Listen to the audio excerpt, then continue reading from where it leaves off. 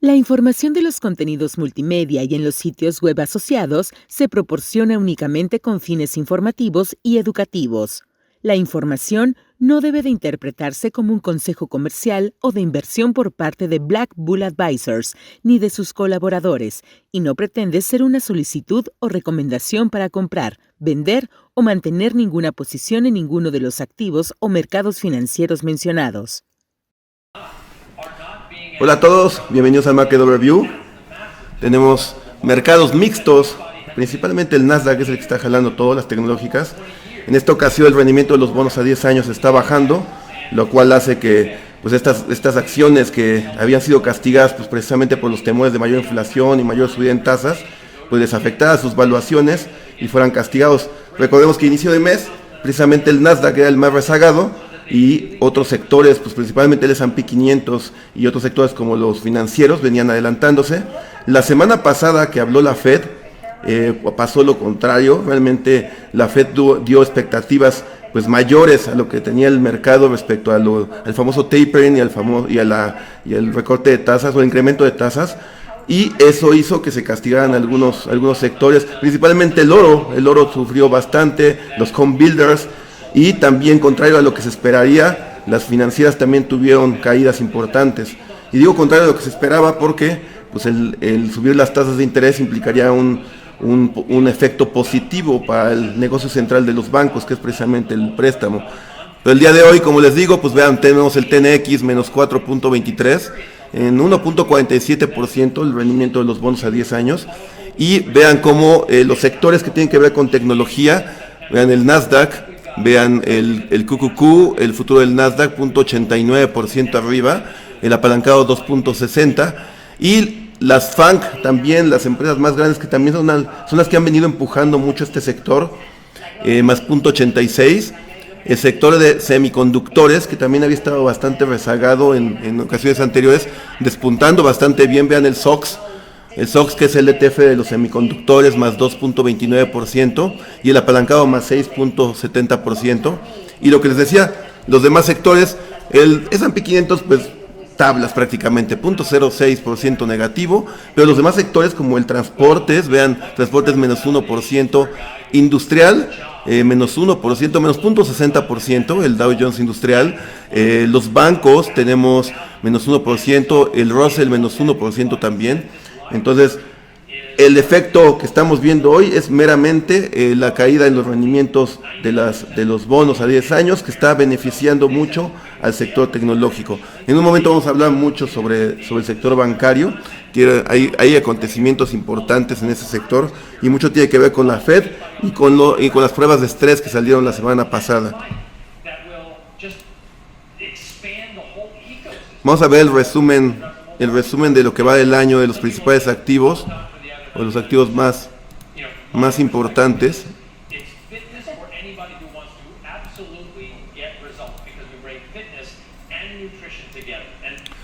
Vean cómo van los números.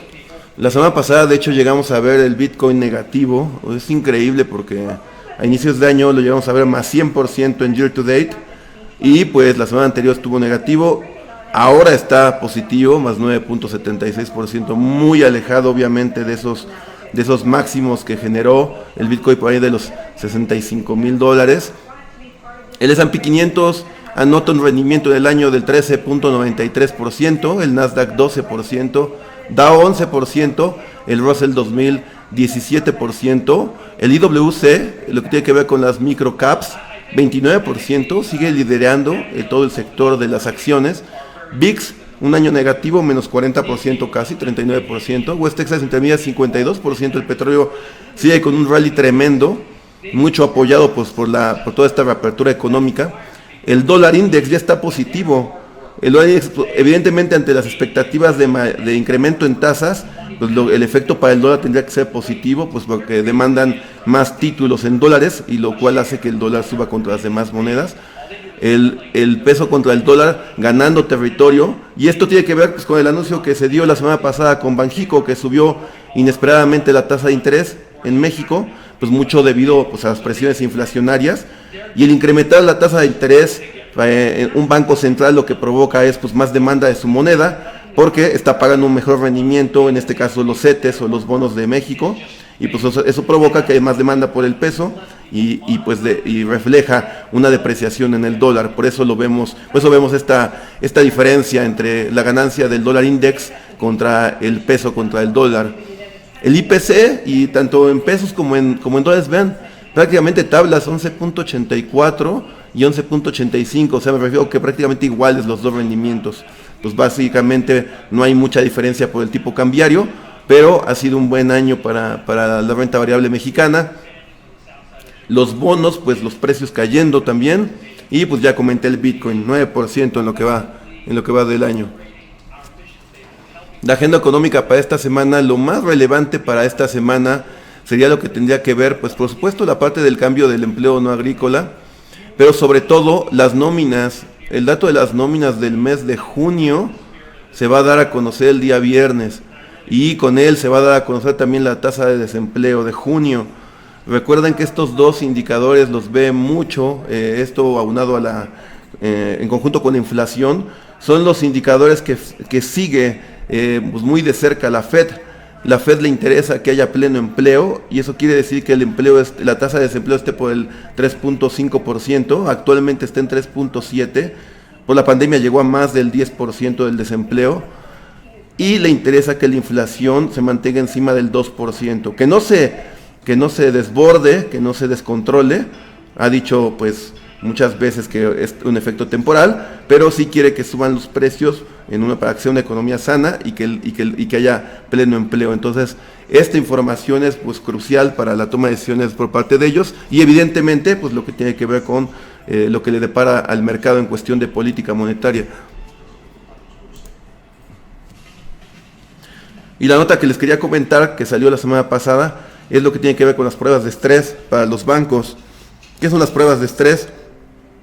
Pues bueno, la Fed se preocupa de cuál sea la condición del sistema financiero estadounidense, y le preocupa cómo afrontarían una eventual recesión. Sabemos que las recesiones son cíclicas y son inminentes. Entonces lo que buscan es saber, bajo ciertos criterios de crisis, cuál sería la posición de los bancos, cómo estarían, si podrían afrontarlo o no lo podrían afrontar. Cuando surgió lo de la pandemia el año pasado, la Fed le prohibió al sistema financiero comprar acciones, le prohibió repartir dividendos. Evidentemente, pues porque el sistema financiero mexicano, que pues agrupa todos los depósitos de los ahorradores, y aparte es un motor para el crecimiento porque ellos son los que prestan, pues al estar en problemas, pues podrían tener una debacle brutal económicamente hablando, parecido a lo del 2009, ¿no?, con la crisis subprime. Entonces, precisamente para ese efecto, para evitar eso, la Fed hace estas pruebas de estrés. Y entonces los pone en unas situaciones pues bastante precarias, en una simulación, y busca ver cómo están la situación, los niveles de capitalización de los bancos ante estos escenarios. Vean, una caída del Producto Interno Bruto del 4%, un desempleo del 10.8%, es decir, que el desempleo incremente el doble respecto a lo que está ahorita, que está por el 5.5, 5.7%. Una caída en el mercado accionario del 55%, eso es lo que la Fed está contemplando en sus pruebas de estrés, y que los 23 bancos más grandes de Estados Unidos perdieran en conjunto 470,000 millones de dólares. El ratio de capitalización aún así sería del 10.6%, el cual es el doble del mínimo que pide la Fed o que considera como algo sano, que es el 4.5%. Por lo tanto, en consecuencia a esto, pues las pruebas salieron positivas. Todos los bancos la pasaron, y es sin duda pues una noticia muy importante pues no solamente para el sector financiero o el sector bancario de Estados Unidos, sino para todo el mercado bursátil, porque pues es una columna vertebral los bancos. Entonces, lo que nos está diciendo la Fed es que aún en una situación de crisis nuevamente, bajo estas hipótesis tan fuertes, los bancos tienen suficiente capitalización, tienen suficiente dinero para poder hacer frente a todo esto. Entonces, pues eso imprime tranquilidad al sistema. Vean, todo esto surgió a partir del 2009, precisamente cuando pues el problema fueron los bancos en Estados Unidos por todo este tema de las hipotecas subprime. Y vean, en consecuencia a esto, la Fed ya le va a permitir a los bancos poder recomprar acciones y poder repartir dividendos. Y lo que espera ahorita Wall Street es precisamente que pues ahorita, debido a todas esas pilas de caja que tienen los bancos en sus balances, ya habíamos comentado muchas semanas anteriores, los bancos están llenos de dinero, tienen mucho dinero, pues lo que se espera es que ahora empiecen a dar valor o a recuperar valor a los accionistas, como a través de derechos patrimoniales, que ya conocemos que es la recompra de acciones. Ellos salen al mercado a comprar sus propias acciones, al mercado secundario, lo cual hace que, pues, evidentemente, genera más demanda y suben los precios y eso beneficia al inversionista y es una señal de confianza. No comprarían una acción que, por ejemplo, vale ahorita $10 si su expectativa sería que vaya a valer $5 después. No compran para perder dinero. Si compran es una señal de confianza de que saben el futuro financiero de su empresa y por ende hacen esto. Y el segundo punto, o el segundo derecho patrimonial o la forma de generarle valor al accionista es a través del dividendo. Y vean, se espera que los bancos alisten entre 130,000 y 200,000 millones de dólares para destinarlos a recompra de acciones y el incremento en pago de dividendos. En promedio se espera que se suba el 10% el pago de dividendos. Y vean cómo está el dividendo actual. Por ejemplo, Goldman Sachs, $1.25 y se espera que lo suba un 60%, es decir, que lo suba a $2. El yield, ¿cuál es el yield? El yield es como el ratio entre dividir el dividendo que te está pagando respecto al precio de la acción para sacar como un rendimiento que te está pagando por un rendimiento por el dividendo, es del 2.2%. Evidentemente, pues superior a lo que está pagando la tasa de los bonos a 10 años, que están por el 1.47%. Morgan Stanley, miren, lo va a subir de 35 centavos a 55 centavos, es decir, casi el 60%, 2.5% quedaría el yield. Y pues destaca, por ejemplo, este US Bancorp, mira, lo quieren subir, aunque nada más es un 4.76%, el dividend yield quedaría en el 3%. Pero en general tenemos los bancos más importantes: Goldman Sachs, Morgan Stanley, Wells Fargo, JP Morgan, Bank of America, Citigroup. Los bancos más relevantes se espera que lo hagan. Ahora, algo muy importante es que todo estas son expectativas de Wall Street, porque ya se dio el acontecimiento de que pasaron las pruebas de estrés, ya se sabe que tienen mucho dinero y que han venido reteniéndolo para poder hacer o implementar este tipo de programas, pero la Fed les dio hasta el día de hoy, después del cierre, más o menos por ahí de las 3:30, 4:30 hora de Nueva York, para que los bancos den a conocer sus planes. ¿Cuáles van a ser los planes reales? ¿Qué tanto van a incrementar el dividendo? ¿Y qué tanto van a activar los programas de recompra? Entonces, esto sin duda, en el After Hours va a haber un movimiento importante en el sector bancario y evidentemente pues marcará lo que es el cierre de mes. Y vean cómo están los payouts. Esto es lo que tiene que ver con esto de los dividendos y cómo va a incrementar el yield. Vean, aquí tenemos la línea gris, es el actual, el nivel de yield actual, y la línea que está aquí como verdecita es el estimado. Y si el mercado, o sea, si los bancos más bien sacan un resultado igual o mejor a lo que está esperando Wall Street, definitivamente el movimiento va a ser muy alcista. Y alcista respecto a todos los bancos y respecto a los ETFs, como el KBE, como el XLF y como el FAS con S. Fundamentalmente y técnicamente hablando, los bancos desde nuestra perspectiva se ven bien, se ven bullish. Otra nota que vimos el jueves también, junto con lo de los bancos, el jueves fue un día bueno para el mercado, rebotó bastante bien, pues por estos dos factores de los bancos y este segundo, que es el plan de infraestructura del gobierno de Estados Unidos, el gobierno que cabeza el presidente Joe Biden. Anunciaron que ya llegaron a un acuerdo por 1.2 trillones de dólares que van a inyectar en planes de infraestructura del gobierno. Es inferior a los 2 trillones de dólares que se esperaban. Sin embargo, pues lo positivo es que ya tienen un acuerdo entre republicanos y demócratas.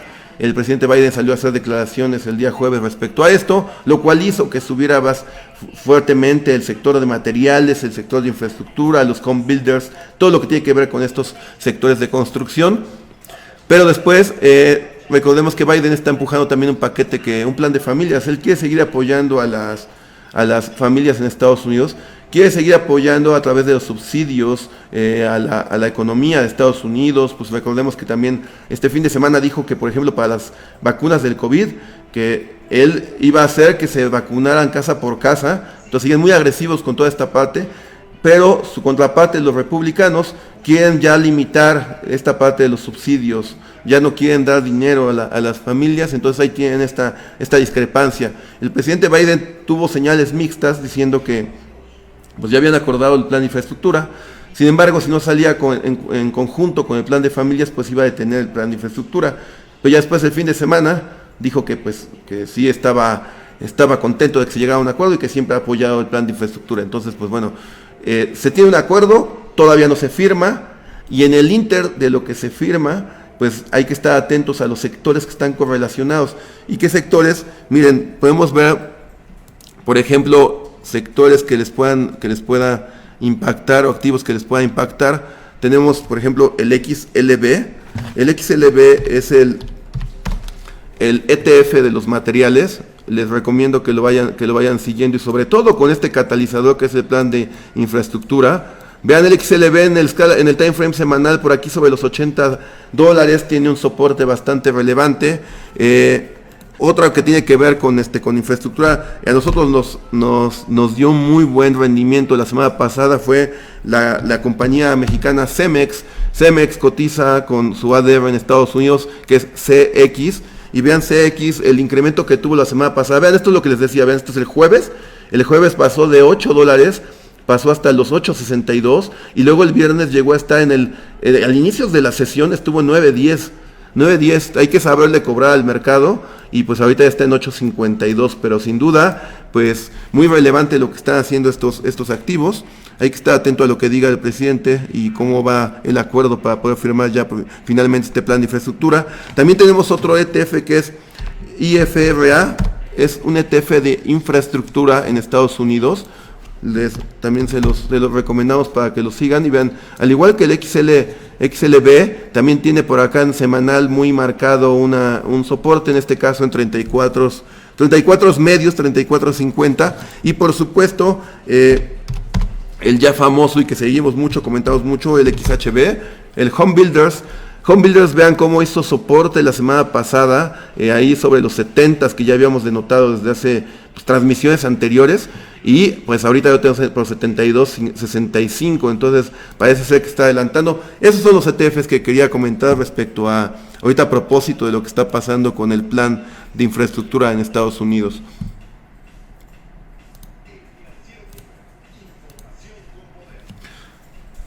Otro punto importante, otra noticia, es lo que tiene que ver con el rebalanceo del Russell. El índice Russell es uno de los índices pues que tiene una variedad. El índice Russell tiene diferentes, digamos, categorías que pues tienen en su muestra pues empresas pequeñas o empresas grandes, o también tienen un mix.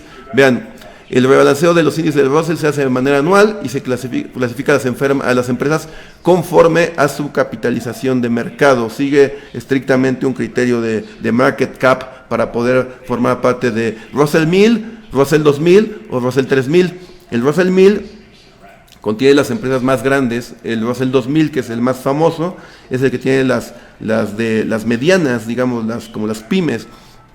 Y el Russell 3000 pues contiene un conjunto de todas. En mayo es el mes de ranking, cuando todas las empresas son elegibles, se alinean para formar una lista preliminar de rebalanceo, y junio se comunica la lista preliminar al mercado comenzando el 4 de junio, se va actualizando la lista semanalmente y el rebalanceo toma efecto para el cierre del 25 de junio. Entonces actualmente ya está rebalanceado el Russell. Y vean estas gráficas bastante buenas, porque ha cambiado un poquito los criterios de 2020 para 2021 respecto a cuál es el mínimo de market cap que necesitan tener las empresas para poder formar parte, ya subir al Russell 1000 o mantenerse en el Russell 2000. Y vean, anteriormente, digamos que la línea que tenían que rebasar las empresas para poder pasar del Russell 2000 al Russell 1000 eran $3 billones en market cap. Actualmente lo han subido, Miren, lo han subido a 5, subieron 2 billones de dólares el requisito para poder trepar al siguiente escalafón de las 2.000 a las 1.000 empresas. Y, por ejemplo, algo que es relevante a notar es que vean, el año pasado, en promedio, una empresa que cotizaba en el Russell 1000 tenía una valoración, un market cap de 280 billones de dólares. Actualmente ya la empresa promedio tiene 400 billones de dólares, ya casi se duplicó. Y el año pasado la empresa con mayor valuación o la líder en el Russell 1000 era Microsoft, con 1.4 trillones de dólares, y actualmente es Apple, con 2.1 trillones de dólares. Datos curiosos de lo que ha pasado. Y pues bueno, como el criterio sigue o está originado únicamente con base al market cap, es decir, si el precio de una acción sube demasiado y el market cap se empieza a acrecentar también, ya puede ser elegible de formar parte o de pasar, por ejemplo, del Russell 2000 al Russell 1000. Y vean, aquí están todo el tipo de índices en esta familia, digamos, de Russell, el número de activos o de componentes que tienen en su muestra y el promedio que se tiene por market cap de cada uno. Y bueno, de los cambios importantes precisamente que ahora vimos, pues fue lo que tiene que ver principalmente con las meme stocks.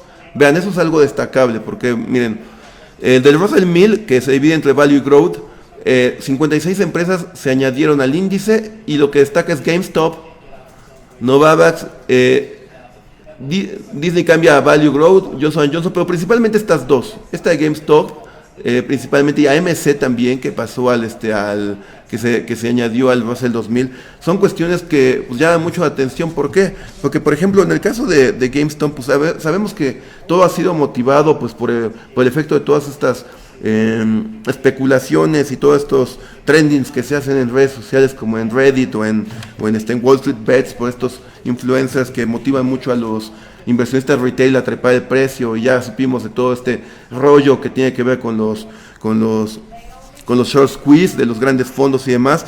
Pero en general esta manipulación, por así decirlo, que hemos visto en el mercado, pues ha surtido un efecto, que el efecto es que acciones como la de GameStop, que es una empresa que pues es como un blockbuster pero de videojuegos, pues ya forma parte de un índice de las más grandes, ¿no? O sea, ya está en el mismo escalafón, o sea, evidentemente pues muy abajo, pero ya está en el mismo escalafón de empresas tecnológicas como el propio Apple.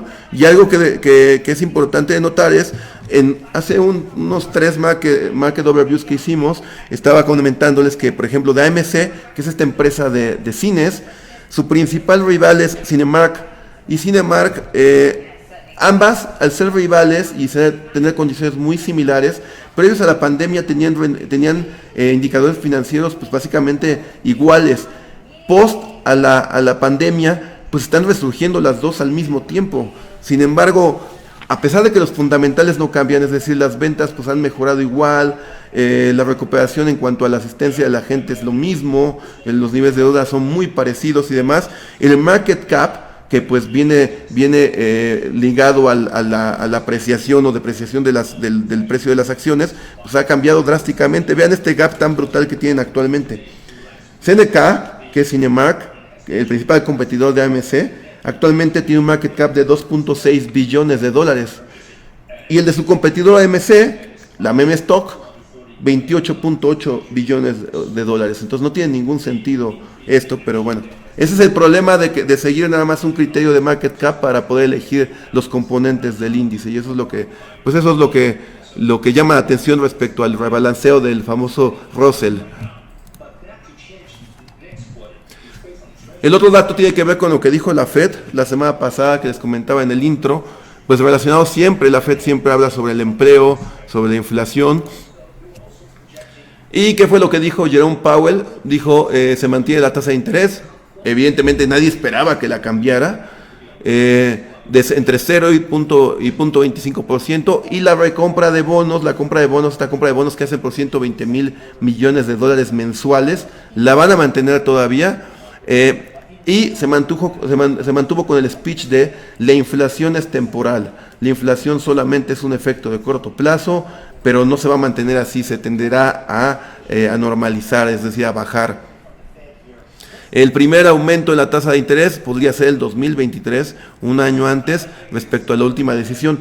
Este fue lo más importante y lo que provocó caídas en ciertos activos o sectores, les digo principalmente en el minero, en lo que tiene que ver con el oro, que la Fed diera indicios de que la tasa de interés la van a incrementar un año antes de lo que habían dicho previamente. Entonces, eso pues sí le dio la señal al mercado de que entonces sí te preocupa un poco la inflación, la vas a empezar a subir antes de lo esperado. Entonces, esto fue lo que provocó todo ese movimiento. Y estas son las expectativas. Vean, los datos de mayo en el empleo, se crearon 559,000 plazas de trabajo, el desempleo bajó a 5.8%, les recuerdo 3.5% es lo que busca la Fed para conseguir el pleno empleo, y para junio se espera que el dato sea de 700,000 personas, 700,000 empleos creados nuevos, mayores, o sea, mayor a 140,000 mayores a los reportados en mayo, y se espera que por consiguiente la tasa de desempleo ahora baje a 5.6%. Y como les digo, ese dato va a salir este viernes, entonces es un dato muy relevante económicamente hablando. Y en cuanto a la inflación, pues ahí está lo que teme el mercado, lo que hemos denotado pues en muchas ocasiones, todo este tema de que la inflación se ha disparado brutalmente, las expectativas de la inflación, vean, la inflación es la más alta de los últimos 10 años. Vean el diferencial entre la inflación y los bonos a 10 años, es del 3.5%. O sea, el gap entre la inflación y lo que pagan los bonos del Tesoro de Estados Unidos, vean el gap que tiene tan fuerte. La inflación es el naranja, el morado son los bonos, el rendimiento de los bonos, y vean de 4 y cacho a 1.47 el rendimiento de los bonos. Entonces, denota mucho, o sea, vean cómo históricamente pues ese gap no es tan amplio, o sea, normalmente no es así, y eso es lo que el mercado pues le atemoriza un poco, ¿no? Pero pues Powell se refiere a esto como que solamente va a ser un efecto temporal y que la inflación va a tender a retroceder. Finalmente, el dato que queríamos comentar es lo que se espera para julio. ¿Qué nos dice la estadística para el S&P 500 en cuestión del mes de julio? ¿Qué nos dice la estadística? Históricamente, ¿cómo se comporta el S&P 500 en el mes de julio? Miren, en julio ha sido un mes positivo para el S&P 500. En los últimos 15 años, el 70% de las veces ha subido el 3.66%. Vean, 70% de las veces, es de 71% de las veces ha subido, la mayoría de las veces, y el retorno anualizado ha sido del 23.31, o sea, de ahí sale este 3.6% promedio mensual. Y vean, retomando graficando el promedio diario de todos los meses de julio, desde 1950 hasta 2020, o sea, se saca el promedio de cada día de todo el mes de julio, y graficando todos esos promedios y acumulándolos, este sería el desempeño con base a la estadística desde 1950 para el S&P 500 para este mes que viene. Vean, se esperaría un inicio de mes positivo, y esto es bueno porque también históricamente hablando, los últimos días de junio, estos días en los que estamos ahorita, que ya nos quedan pues 2 días para que termine el mes, los últimos días son positivos y se alinean con que los primeros días de julio son positivos también. Entonces podríamos tener aquí un pequeño rally en estos días entre lo que termina junio y con lo que comienza julio. Vean cómo después es un poquito pues mixto, un poco de volatilidad. Ya por el 11 ya va cediendo las ganancias que iba teniendo a inicios, y después pues para cerca de la tercera semana, en la tercera semana del mes, pues viene una caída en promedio, y después viene una recuperación para finales. Entonces, en conclusión, según lo que dice la estadística, podríamos tener final de junio, inicio de julio positivo, después algo volátil, negativo para la tercera semana y positivo nuevamente para finales de mes, lo cual pues históricamente nos dice que ha sido positivo. Vean, termina más o menos pues arriba de este promedio, o sea, o de hecho en sus máximos de toda la muestra del mes. y pues eso va alineado con lo que comentamos hace un momento. Y pues bueno, también otra estadística que vimos en redes, en Twitter, ¿qué pasa? Ya les comentaba que el year to date del S&P 500 actualmente está sobre el 12%, ya desde el primer semestre, ya estamos terminando junio, el primer semestre del año. ¿Qué pasa cuando el year to date a junio del S&P 500 es del 12% o superior al 12%? ¿Qué es lo que se espera para el resto del año?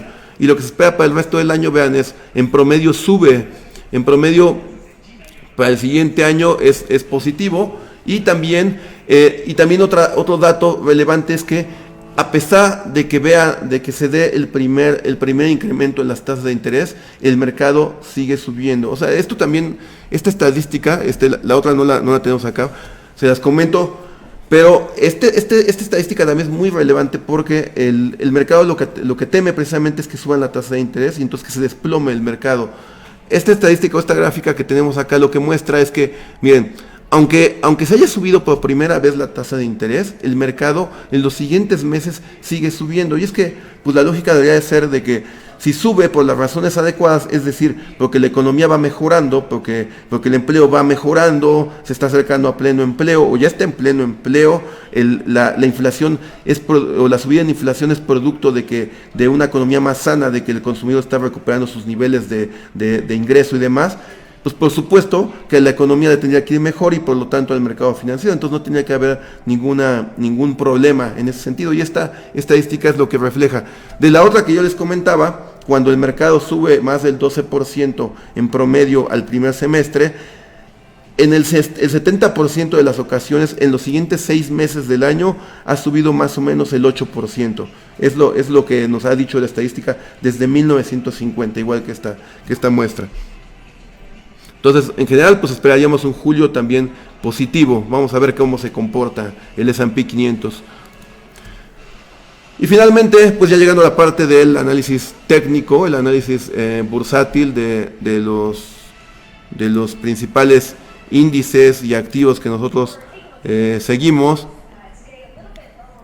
Pues bueno, comenzando con los futuros. Vean el futuro del S&P 500, bullish. Vean todos los niveles que habíamos trazado en las transmisiones anteriores. Todos estos niveles pues son un mapa que nos sirve para pues tomar decisiones con base no a lo que uno cree, no a lo que uno piensa, ni cómo salió la luna, sino con base a los niveles que se ven, con base a los números, a los soportes, resistencias, las medias y todos los niveles duros que podemos ver en el mercado. Y vean, los 4.230 les comentaba, esa era la resistencia importante. Vean cómo no había generado un fake aquí en el 15 de junio, después lo intentaba superar el 23 de junio, finalmente tuvimos un bullish breakout acá el 24 de junio y vean aquí lo que tenemos. Naturalmente el siguiente objetivo pues se ubicaría por los psicológicos 4.300 puntos del S&P 500. Si el mercado retrocede por cualquiera que sea la situación, 4.230 es el soporte, cercano a 4.230 podría ser un throwback, ahí podría ser un soporte para volver a rebotar. La tendencia de corto plazo del S&P 500 es alcista, es bullish. Vean cómo en el caso del SPY, les quería mostrar el SPY en un time frame semanal. Vean cómo el SPY también, vean cómo generando pues nuevos máximos, hoy vimos nuevos máximos históricos en el S&P 500. Vean, rompiendo los máximos de la semana anterior, se ve muy bullish. Estuvo en esta caja bastante tiempo, vean, desde abril estuvo oscilando entre los $425 y los $400, $410, hasta que finalmente rompe a la alza ese nivel. Y vean, pues bueno, esto es una proyección solamente de los FIBOs respecto previo a pandemia, el 10 de febrero, contra el piso de la pandemia el 23 de marzo. Un 200%, o sea, de hecho la zona en la que se estuvo como lateralizando fue ese 161.8% de proyección. La siguiente proyección, que es el 200%, implicaría un 8% arriba al mercado, por ahí de los 461 dólares el SPY, estamos hablando del ETF del SPY, o 4.600 puntos del S&P 500. Esos son los niveles que podríamos ver si la tendencia sigue alcista. En el caso del Nasdaq, pues el Nasdaq super bullish. Vean el futuro del Nasdaq cómo está. Futuro del Nasdaq es el que está más rezagado, les digo. Las semanas anteriores, vean cómo había caído por acá. Acá habíamos trazado los 13.400 puntos que eran los soportes del Nasdaq.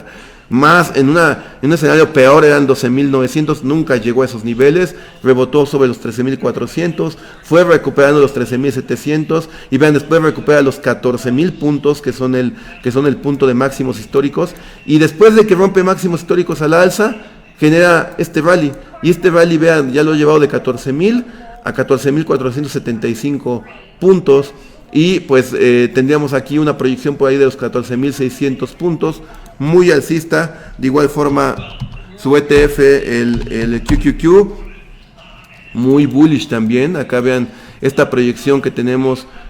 Pues también quiero denotar cómo el mercado, después de los breakouts alcistas que genera después de consolidar sobre ciertas zonas, pues cómo empieza a reventar al alza. Vean cómo el Nasdaq, vean, después del rompimiento de los máximos previo a la crisis del COVID, vean, rompe al alza y se va de los $238 hasta los $300.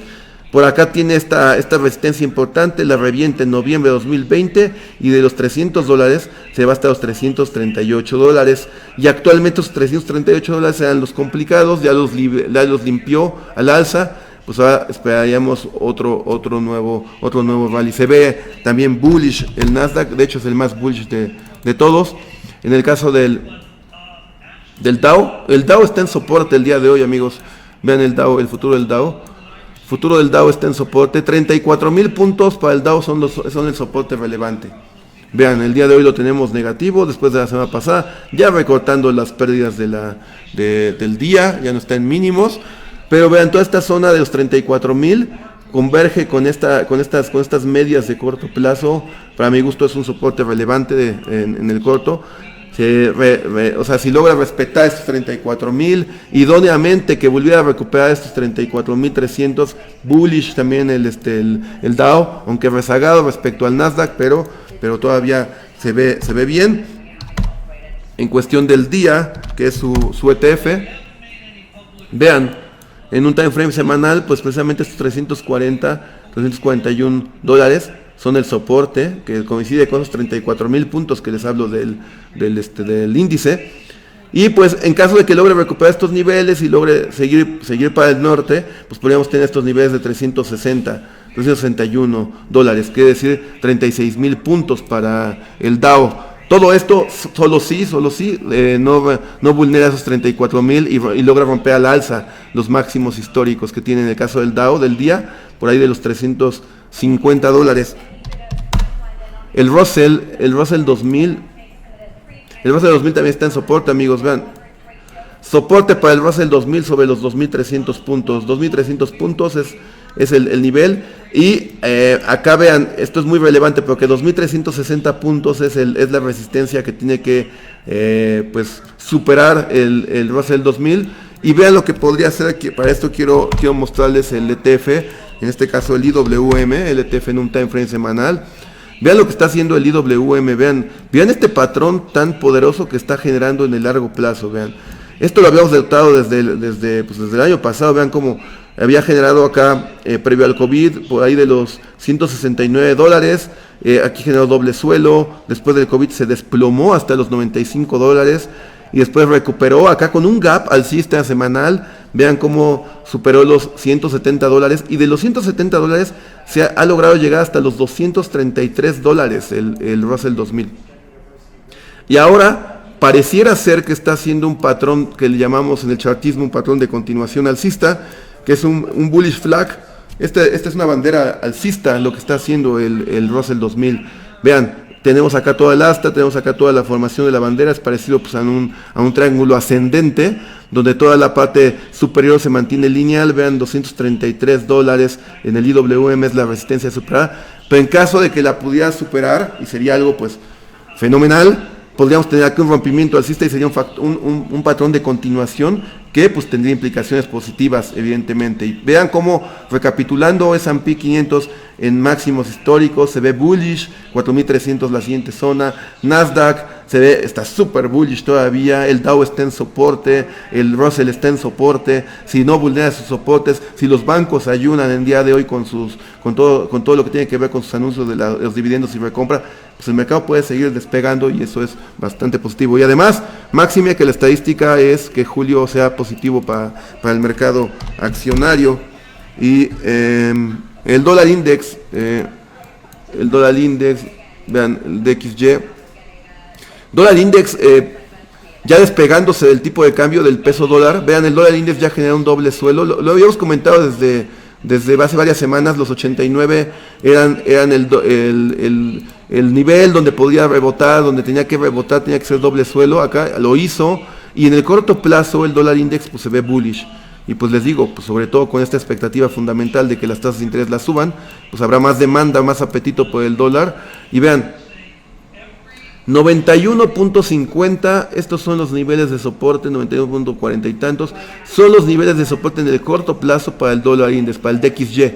DXY no debe de vulnerar esta zona, si no la vulnera y sigue generando, como el día de hoy generó máximos mayores respecto a los 3 días anteriores, pues se ve bullish el dólar index. Y en el caso del tipo de cambio del peso contra el dólar, aquí ya se despegó un poquito, como les comento, el tipo de cambio respecto al dólar index, pero esto ya obedeció a un factor externo que fue el Banxico, que subió la tasa de interés, la subió a 4.25, y vean, este doble suelo aún así, esta es una zona muy relevante para el tipo de cambio. Vean, 19.60 y tantos, 19.65, 19.70, soporte muy fuerte, a pesar de este evento fundamental, que es la subida en tasas, que es algo muy importante, que nadie espera, y que por supuesto pues conlleva una sorpresa brutal en el mercado. A pesar de eso, no rompió a la baja el peso. Entonces, habla del soporte tan relevante que tenemos sobre este nivel. Ya descontada la noticia de la subida en la tasa de interés del Banxico, y si el dólar index no vulnera esa zona de soporte de corto plazo y sigue con su camino hacia el norte, pues hace sentido que rebote el peso, que rebote el dólar contra el peso sobre esta zona de los 19.70. Zona muy buena para comprar dólares, amigos, desde nuestra perspectiva.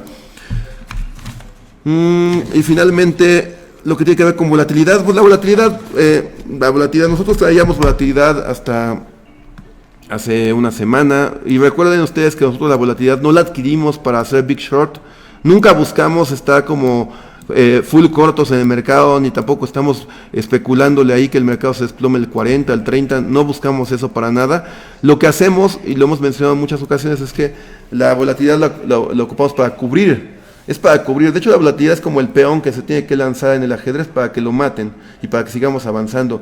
Es un seguro para no ocuparlo, la volatilidad, porque si lo ocupas y te sale muy bien, quiere decir que el mercado se desplomó feo, y pues eso no es positivo, evidentemente. Entonces lo que buscamos realmente es que nos cubra las posiciones. Pero si el mercado tiene niveles sanos, genera nuevos máximos, hay confirmación, como estamos viendo ahorita aparentemente en los índices, no hay razón por la cual seguir con la volatilidad. Entonces la semana pasada sacamos la volatilidad como cobertura, nos quedamos preponderantemente largos, y vean la volatilidad, aunque el día de hoy, bueno, ahorita lo tenemos negativo, lo tenemos positivo, la volatilidad 3.1%, pero vean estos niveles. Lo que tiene que perder la volatilidad son estos 14, vean en un time frame semanal, vean como el VIX mantiene respetando esta línea ascendente, esta tendencia alcista, acá sobre los 14 medios, 14.70. Si el mercado rompe a la alza, si se generan pues estas situaciones que comentamos al principio con los mercados, con los índices, la volatilidad podría perder estos niveles, y la siguiente zona que sería muy relevante para poder abrir largos nuevamente en volatilidad desde nuestro punto de vista, serían los 11, 12 del VIX. Esta zona sería muy relevante. Por supuesto implica que caiga otros 4 al día de hoy, pero bueno, ahorita lo que está haciendo el mercado, pues, contrario a la volatilidad, es bastante alcista. Hay que esperar a que rompa a nivel, en un time frame semanal, que rompa estos niveles el VIX, para poder esperar que se vaya más abajo. Y lo que tiene que ver pues con el Bitcoin y finalmente las dos monedas famosas, que son el Bitcoin y el Dogecoin. Déjenme, les pongo el Bitcoin. El Bitcoin, fíjense cómo ha respetado muy bien el patrón que comentamos. hace ya varias semanas, un hombro cabeza a hombro. El Bitcoin lo tiene muy claro, véanlo. Aquí tiene el primer hombro desde en enero de 2021. El máximo del hombro es en $40,000. Después tiene la cabeza que va hasta máximos teóricos $65,000. Después tiene el segundo hombro desde los $30,000 hasta los $40,000. Y vean, soportando el Bitcoin, muy técnico, soportando estos niveles, no ha confirmado a la baja, pero tampoco ha invalidado el patrón. Para que el Bitcoin se vea alcista, necesita recuperar los $40,000, perdón. Necesita recuperar los $40,000 para hacer bullish el Bitcoin y evidentemente pues todas las criptos. Si no lo recupera y por el otro lado vulnera esta zona de los $30,000, si va debajo de los $30,000, creemos que la tendencia va a seguir bajista y se va a ir más abajo todavía la criptomoneda junto con todo el mercado. Y pues su compadre el Dogecoin, vean, pues también en niveles, también de corto plazo bajista todavía. Ha bajado bastante el Dogecoin, vean, desde los 0.72 hasta los 0.25, es una caída monumental, pero bueno, todavía siguiendo mucho al líder, el Bitcoin. Entonces necesitamos que en las criptos que el Bitcoin recupere los $40,000, si es que quieren ir alcistas en el Bitcoin. Si vulnera los $30,000, se ve muy bearish el Bitcoin y por ende todas las demás criptos. Y bueno, eso es lo que tiene que ver con el análisis bursátil o técnico. Pablito, ¿tienes alguna pregunta? Sí, te preguntan cómo ves el Nugget. El Nugget, ¿quién pregunta? Javier Nieto. Hola Javier. Sí, mira, el Nugget, la verdad es que no deja de dar malas noticias el Nugget. La semana pasada yo posteaba un posible Head and Shoulders bottom, o un hombro cabeza a hombro invertido en el Nugget, y vean, acá lo podemos ver. No lo tengo acá dibujado, pero vean, aquí está el neckline, y vean como toda esta parte de acá, de aquí para acá, de acá para acá, esto podría ser el hombro, y de aquí para acá podría ser el otro hombro. Sin embargo, era óptimo que no rompiera los mínimos de la semana anterior, ya lo rompió. Realmente el Nugget, la expectativa de corto plazo pues ya no le favorece, y sobre todo porque mira cómo rompió este rango de acá, de los días previos.